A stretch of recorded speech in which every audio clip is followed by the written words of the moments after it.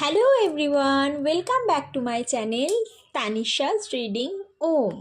আজকে আমরা দেখব যামিনী অর্থাৎ মিথুন রাশির সারাটা দিন কেমন যাবে।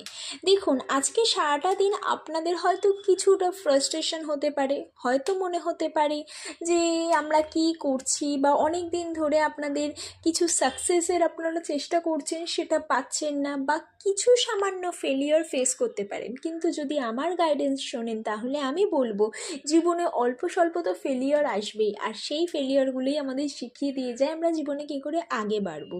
ঠিক আছে, তাই আপনারা এটার সাথে এগিয়ে চলুন।